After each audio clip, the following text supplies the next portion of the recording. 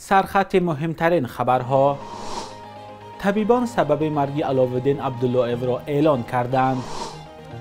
امرالدین علاوتشویف در کجاست؟ ائتلاف میگوید او را نمییابد. وزارت گفت در سیزا است.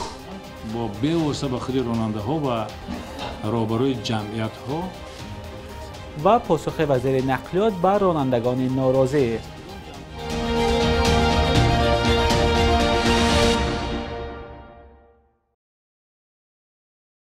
درود بیننده عزیز، خوش آمدید به برنامه نویدی بامدادی. امروز 18 فوریه است. پزشکان میگویند علاءالدین عبداللهیف، هنرمند و حجم‌نگار شناخته تاجیکستان، از سکته قلبی درگذشته است. علاءالدین عبداللهیف روز 17 فوریه در خانه‌اش در شهر باختر درگذشت و بگاهی همان روز دفن کرده شد. مسئولان ریاست تندرستی ولایت ختلان در صحبت با رادیوی آزادی گفتند علاءالدین عبداللهیف چند سال اخیر از بیماری دل رنج می‌برد. 2 نفر از نزدیکان هنرمند طبیب بودند و علاءالدین عبداللهیف زیر نظارت آنها بود. همیشه دارو می‌خورد. صبح امروز یک بار از سکته قلبی شد و درگذشت، گفتند در اداره تندرستی ولایت ختلان. پیشتر بعضی از همکاسبان علاءالدین عبداللهیف گفته بودند هنرمند شناخته از فشار بلندی هم رنج می‌برد. علاءالدین عبداللهیف زاده شهر باختر و ختم کرده دانشکده فرهنگی به نام میرزا ترسونزاده شهر دوشنبه بود و سالها در تئاتر شهر باختر کار میکرد. همزمان سردار اداره فرهنگی ولایت ختلان بود. تئاتر زیر رهبری او ویژگی‌های خود را داشت و نام تئاتر یک هنرمند معروف است. خودی او صحنه‌های شوخ و هزلی را به تماشا می‌گذاشت که اجرای چند قهرمان را تنها خودش به عهده داشت. ائتلاف سازمان‌های جمعیتی ضد شکنجه و بی‌جزایی در تاجیکستان از تقدیر امرالدین علاوتشویف نگرانی کرده میگوید وکیل دفاع در یگان بازداشتگاه او را پیدا کرده نمیتواند، ولی مقامات این اظهارات جامعه شهروندی را رد کرده میگویند امرالدین علاوتشویف در بازداشتگاه موقتی رقم 1 شهر دوشنبه نگهداری می شود.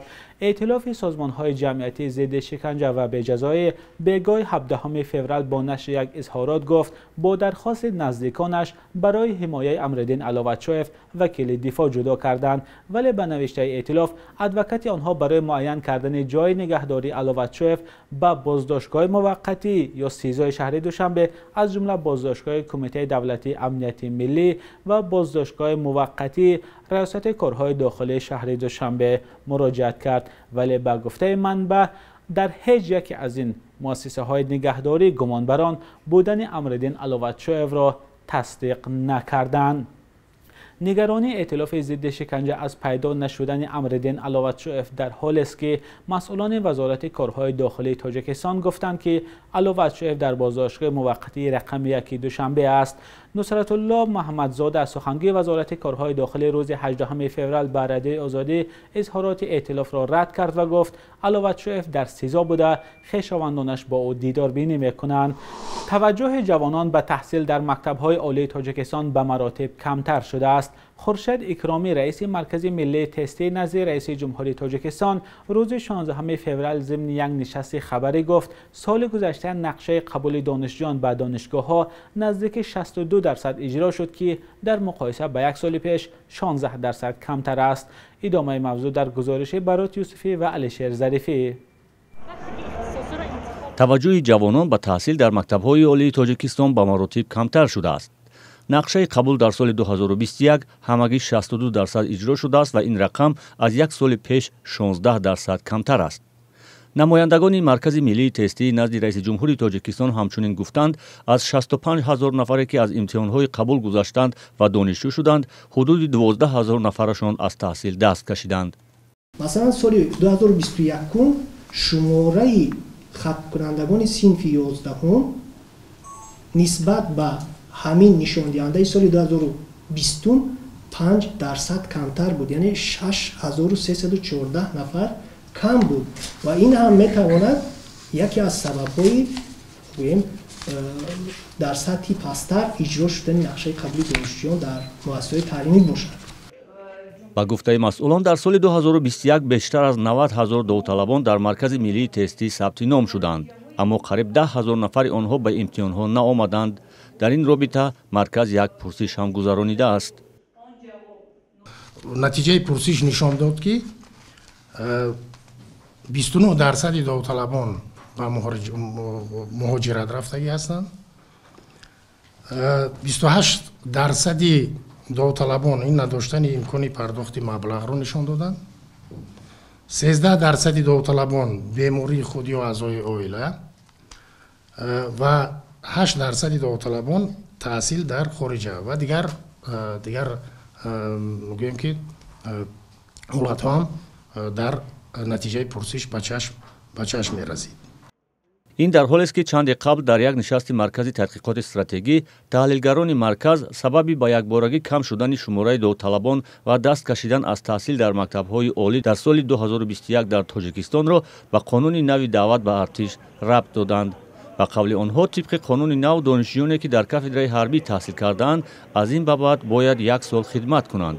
аммо қаблан ин теъдод донишҷӯён баъди таҳсил дар кафедраи ҳарбӣ унвони афсари низомӣ гирифта аз хидмат дар артиш озод мешуданд. وزیر نقلیات تاجیکستان میگوید اجازتنامه برای بارکشانی بین المللی 84 سامانی است، اما بعضی اداره ها آن را به رانندگان با نرخ گرانتر میفروشند. یک باره بالا رفتن نرخ اجازتنامه برای بارکشانی ماه سپتامبر سال 2021 باعث اعتراض رانندگان شد. راننده ها شکایت داشتند که اجازتنامه را با نرخ 300-400 دلار میگیرند. این اجازتنامه برای گذشتن آنها از سرحد کشورهای دیگر ضرور است. عظیم ابراهیم وزیر نقلیات روز 17 فوریه هنگام نشست خبری گفت اجازتنامه ها با واسطه جمعیت ها به رانندگان دسترس کرده می شود. هم وزیر نقلیات و هم شیرعلی گنجالزاده سردار خدمات دولتی نظارت و تنظیم در ساحه نقلیات روز 17 فوریه گفتند نرخ اجازتنامه برای بارکشانی 84 سامانی است، ولی به گفته وزیر بعضی شخصان اجازتنامه ها را با نرخ گران به رانندگان می فروشند. یعنی این مسئله هست که ما حتما سر راهش رو میگیریم. یکی از این کارها ما چیزی که قبلا هم اعلان داشته بودیم با رقمی کنانی ساحه راه و نقلیات شروع کردیم. 27 مدل کار می شود و یکی از همین مدل ها همین رقمی کنانی همین دادن رخصتنامه ها هست، اجازتنامه ها و رخصتنامه ها که اینا اصلا فرق میکنن و در اونجا شفافیت پورا تامین کرده می شود. ورزشکاران تاجیک در مسابقه سلسله جهانی جودو تل آویو گرند اسلم 2022 که 17 فوریه در پایتخت اسرائیل شروع شد شرکت می‌ورزند. تاجیکستان را در این مسابقه 4 پهلوان سامان محمد بیکوف در وزن تا 73 کیلو، شادمان رضایف در وزن تا 81 کیلوگرم و جهانگیر مجیدوف در وزن تا 90 کیلو و تیمور رحیموف در وزن جمعی 100 کیلوگرم نمایندگی میکنند. محمد بیکوف و رضایف امروز 18 فوریه، مجیدوف و رحیموف روز آخرین مسابقه 19 فوریه وارد رقابت میشوند. ضمناً این سومین مسابقه بین المللی در موسم امسال به شمار میرود. بخش یک روز تاریخ را همکارم خرامان بقازاده تقدیمتان میکند که مهمترین تحولات تاریخی در روز 18 فوریه را فرا میگیرد.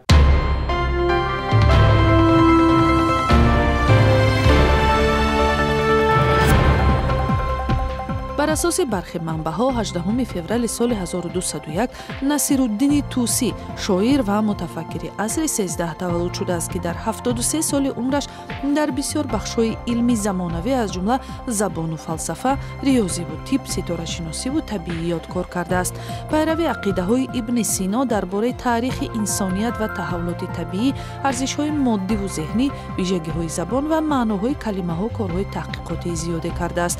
مؤلف روضة تسلیم، اخلاق ناصری و دیگر شعر و داستان‌ها هم میباشد. 18 فوریه سال 1992 بعد 2 ماه به رسمیت شناختن استقلالیت تاجیکستان، ایالات متحده آمریکا به رهبری پرزیدنت جورج بوش با این کشور روابط دیپلماتی برقرار کرد. تا سال 2002 تدریجاً در دوشنبه و واشنگتن سفارتخانه‌های دو کشور باز شدند.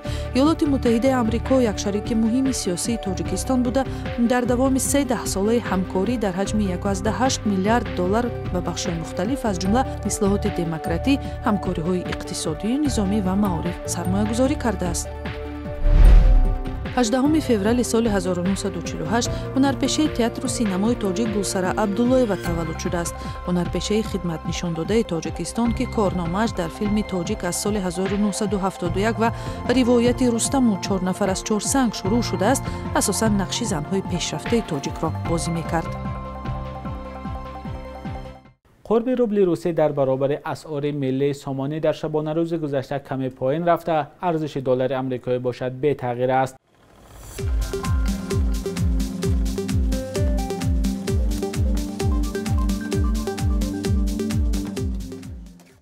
بیننده گرامی، این آخرین برنامه نوید در هفته روان بود، ولی فراموش نکنید که سامانه رادیوی آزادی با نشان azadi.org و صفحه آزادی ویدیو در یوتیوب 24 ساعت با خبرهای تازه در اختیار شماست.